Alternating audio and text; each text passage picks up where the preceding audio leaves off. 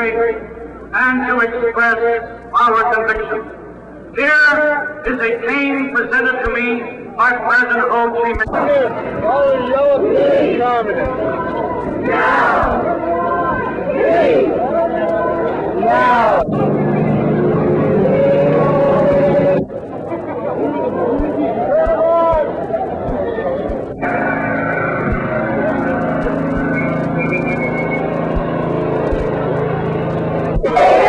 Sometimes they call themselves the protest generation. They say make love, not war.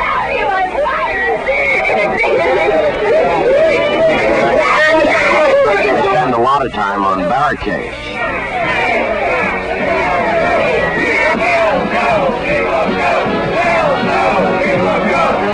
In the United States, anti-war protesters organized a national moratorium to demonstrate opposition to the war. On October 15, the first moratorium against the war turned out huge crowds in cities all across the nation. Thousands gathered in Chicago, New York, Boston, San Francisco, Ann Arbor, New Haven, and many other cities. The protest took many forms, including speeches, reading the names of war dead, petition signing, and door-to-door canvassing. In addition to youthful protesters, the crowds included professors, clerics, and members of the middle class. In Washington, Mrs. Martin Luther King led 45,000 candlelight marchers from the Washington Monument to the White House. In New York, protesters marched from a meeting in Bryant Park where they were addressed by Mayor John Lindsay to gather at St. Patrick's Cathedral for an ecumenical service. The unrest at home continued. Vietnam was the chief issue. The student demonstrations were the same as last year, except now the signs read Nixon instead of Johnson. In June, the president tried to meet the issue when he ordered a partial troop withdrawal. A second moratorium concentrated on Washington.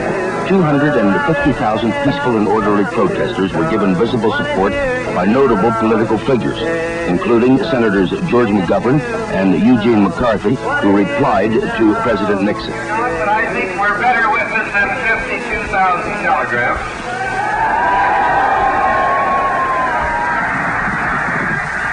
A small group of yippies seeking a confrontation marched at night on the South Vietnamese embassy. Washington police used tear gas to drive them away, and arrests were made.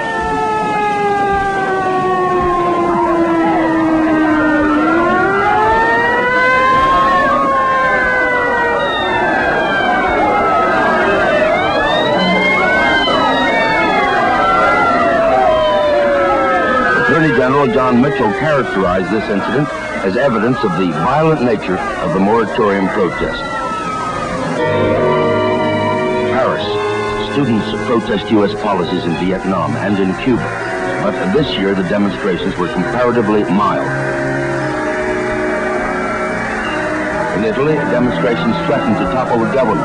Students and labor take to the streets in general strikes, crippling Italy's economy. Terrorist bombs kill 14 in a Milan bank. A minority government clings to power, and rumors of a right-wing coup circulate in Rome. In Tokyo, more students protest Premier Sato's trip to the U.S. They threaten to topple his government.